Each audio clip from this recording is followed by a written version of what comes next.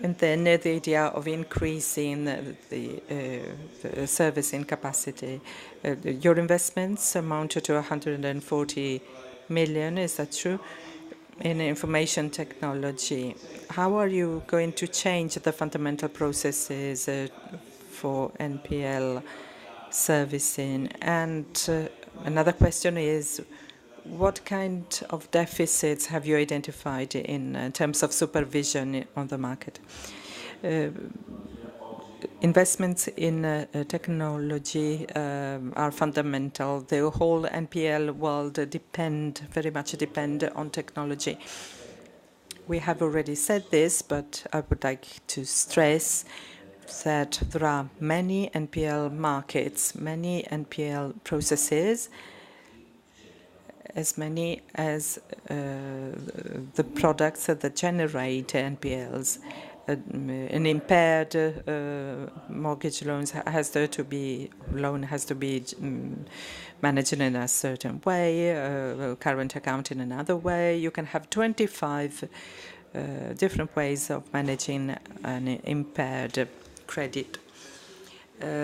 From the point of view of processes and technology, we have 1.5 million of impaired positions deriving from non-performing credit in the consumer sector, families that are going through some difficulties because they have lost their jobs, etc. And they did not pay the installments of their loan and preferred to buy food for the family. So these are defaults, but behind these defaults there are households that are in difficulties. So we have to get in touch with them and help them come out of this plight. And the technology is called a CRM to be able to contact these people. This is the cheapest way to get in touch with these people and to achieve good collection rates. There was a question about the supervision. I want a third question at this point.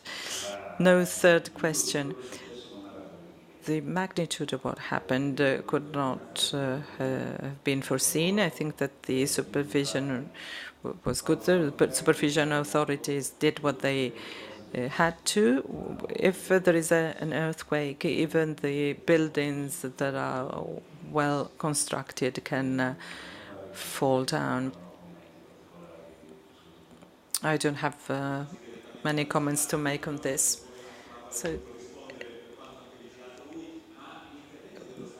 So the state intervention on in situations such as those of the local banks in this region has been of what nature?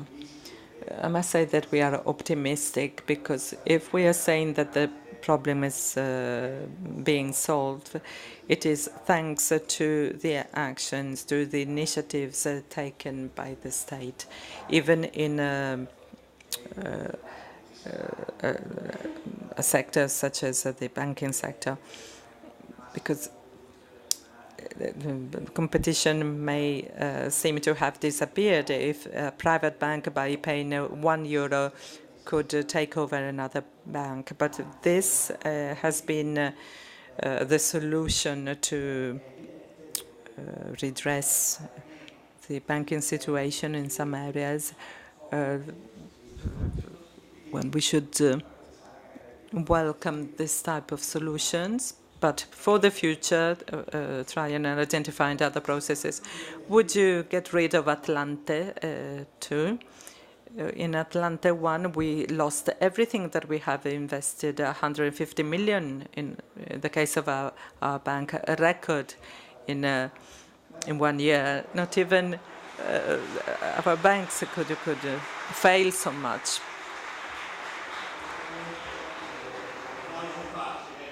It's easy to applaud now. Petrignani deserves more respect. But this is not what Atlante should have done. Atlante has been used differently. I don't know whether it was because they wanted to volunteer in this case, or if they were forced to take action. Maybe Petrignani can explain. This question is more difficult than the question on the supervision authorities. I wouldn't like to stress what has happened in the past. I prefer to speak about the future. Those events were very painful for almost everybody, and I think that everyone has tried to contribute to the solution, and a solution that has been found in the end. So talking about the future, how do you see the Atlante market now? What are your next moves, and what about the NPL trends? But the next moves are to conclude what we are doing, the deals we are making at the moment with the best results for our shareholders and clients,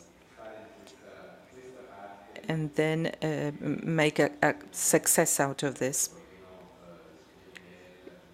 On NPLs, I would like it to be recognized that we are doing a great job. And then the future depends on the opportunities of this market. It is a very interesting market, like all the credit market.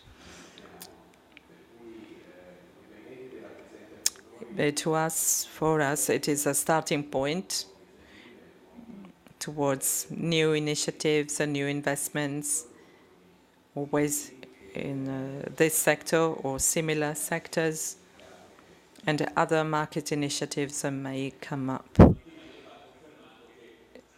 EBA has confirmed this morning that they are thinking on a national level. What about the SGA? Can play an important role here? I think that the government has done many good things in trying to solve the banking crisis. It is still contributing. About the future of the initiative, it is hard to say. In general, it is always useful to have a contribution by the private market. You cannot really have the state to do everything. It's something that belongs to the past. We always expect a lean state, just supervising things and not intervening in collection, for example. But there are aspects that are not very clear. But yes, many people would agree with you. Mr. Vandelli, what about GACS? The fact that this guarantee has been renewed, is going to be of help, or its impact has been lower than expectations? I think that there was a first stage when everybody had to understand the advantages, the costs implied in the GACS. And I think that it is can be a real advantage in some situations, in the way you can manage a certain process. you negotiate with the rating agencies mostly, with GACs. Usually you would negotiate with buyers.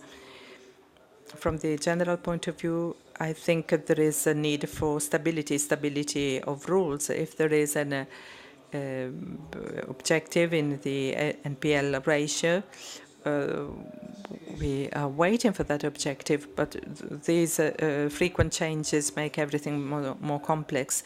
And then I really hope that this phase of constant interventions by the state is becoming too long. It should come to a stop. Last week we decided another 100 million euro. We hope that this is going to be one of the last decisions of this type, because we don't want this burden in our statements, in our balance sheet. Yes, in the next quarter, there is going to be the burden of the last intervention on banks on a voluntary basis. The time was limited, so decisions had to be made, but then most problems were solved. Now we can call a timeout. The emergency has finished, and we would like to have some time available to achieve a greater competitive firmness. Is the emergency over, Petrignani? I hope so. I really hope so. I agree with Dr. Castagna. It is a page, a chapter that we hope to see closed. And there was a risk to have very strong stresses on the system. There was a sort of an elephant in the room, but it's no longer here. Once the MPS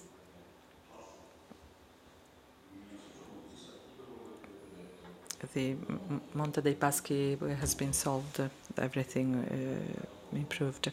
There is another point that is interest rates. We haven't spoken much about this. They are so low, and we cannot really think that in 3 or 5 years the interest rates will go up to 6%. They will remain low for a long time, and this is of great help, because investors will decide to accept lower yields, lower returns, and accept investments in funds that include NPLs. And this will help the Italian banking system. It helps the whole system to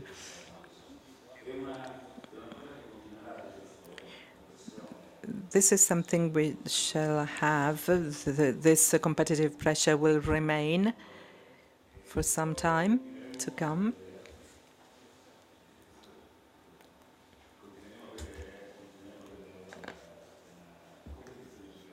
There will be a price competition which will be an advantage for sellers, more competitive than it is in this market. More help will come from the economic cycle that may step up this process. I thank all the members of this panel. Castagna, Petrignani, Vandelli, Bossi, thank you very much. Thank you.